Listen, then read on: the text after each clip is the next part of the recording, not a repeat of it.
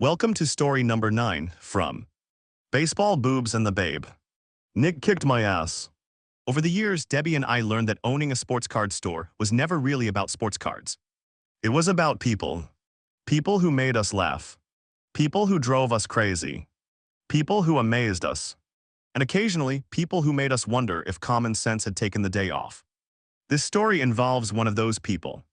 Every once in a while, a customer would create a situation that no business school, management seminar, or college professor could have possibly prepared you for. This is one of those stories. I don't remember taking any classes in college that discussed beating up on your customers. I earned a bachelor's degree. I earned an MBA. I taught college business classes for 25 years.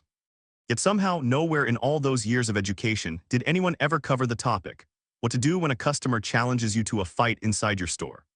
Apparently, that chapter was omitted. But as strange as it sounds, it happened at Nick's Sports Cards. We had a customer named Jim. Jim sold furniture for a living and collected Michael Jordan cards. As I write this story, I suspect Jim is very happy he chose that particular hobby. Back then, Jordan cards were valuable. Today, some are worth amounts that would make your mortgage company blush. For the basketball card aficionados reading this story, I am referring specifically to the 1986-87 Fleer Michael Jordan rookie card. Yes, I know some collectors consider the 1984 star card to be Jordan's true rookie.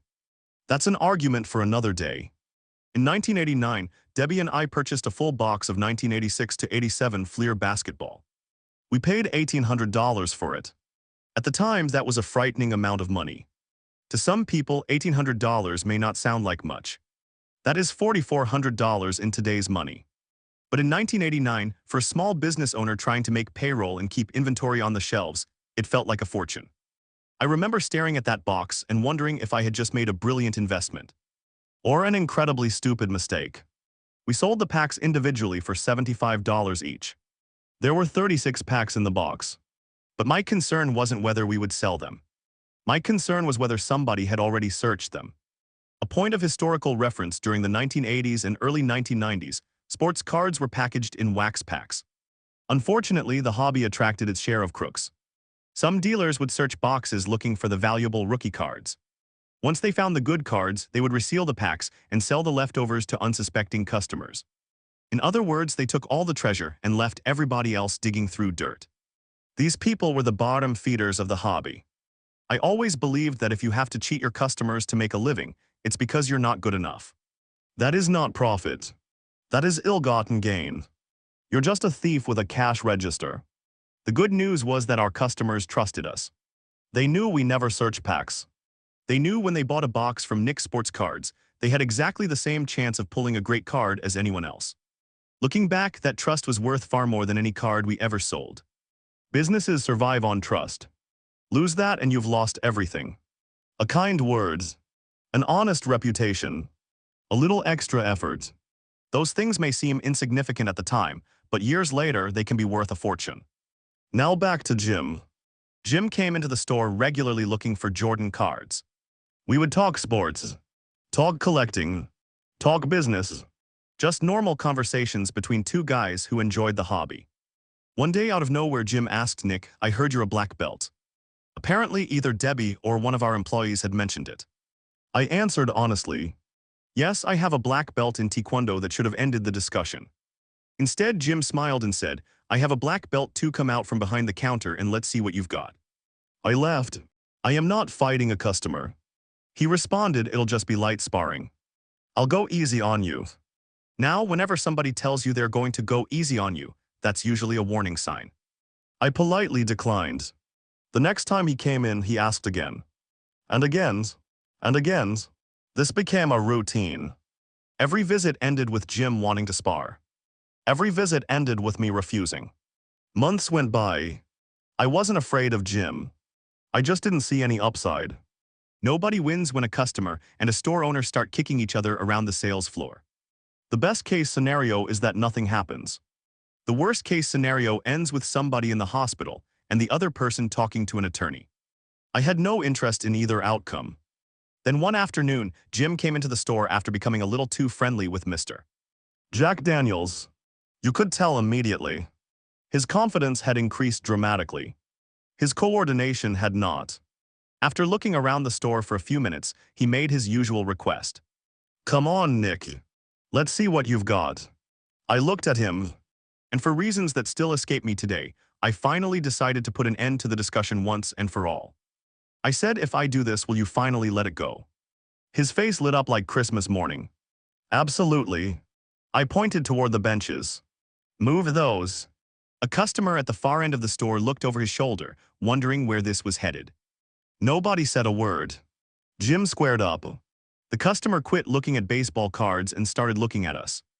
It was becoming obvious that something memorable was about to happen. I removed my shoes and socks and stepped out from behind the counter. Jim squared up in what appeared to be his best Chuck Norris fighting stance. The problem was that Mr. Jack Daniels was apparently helping him balance. With that assistance, he wobbled like a hobby horse at Walmart. I remember thinking, this is either going to end very quickly or become one of the dumbest decisions I've ever made. Fortunately, it ended quickly. "Thank you, Mr. Jack Daniels." Before Jim could react, I delivered a spinning back kick directly into his stomach. Wham! The fight lasted about as long as a commercial break. Jim folded up like a lawn chair. Down he went, curled into a ball, trying to remember how breathing worked. I calmly walked back behind the counter, put on my socks, put on my shoes, and resumed sorting baseball cards. Business as usual. At least for me. Jim was still on the floor conducting respiratory experiments. Then the timing became perfect. A customer walked through the front door. He looked around, looked at me, looked at Jim lying on the floor gasping for air, looked back at me. Finally, he asked what happened. Before I could answer, Jim managed to gather enough oxygen to speak. Between breaths, he pointed toward me and said, "Nick just kicked my ass." The customer nodded as if this were completely normal. Then he turned toward the display case and asked, "So what's new in baseball?" And just like that, the conversation moved on. Only at Nick's Sports Cards. Looking back today, the lesson isn't about martial arts. The lesson isn't about winning a fight. The lesson is that pride has a funny way of getting people into situations they should probably avoid. Most battles in life aren't worth fighting. The older I've gotten, the more I've learned that proving you're right usually isn't as important as keeping your relationships intact. In fact, one of the greatest strengths a person can have is knowing when not to swing. For months, I avoided that challenge. Not because I couldn't do it. Because I didn't need to do it. The smartest fight is often the one you never have. Of course, every once in a while, somebody keeps asking. And asking. And asking. Eventually, you move the benches. That's the story of how Jim challenged me to a fight inside my own store. And how he became the only customer I ever heard proudly tell another customer, "Nick kicked my ass." And speaking of unusual customers, join me next time for story number 10. They have such beautifully damaged skin, the story that saved a life. Trust me. That story is every bit as strange and true as the title.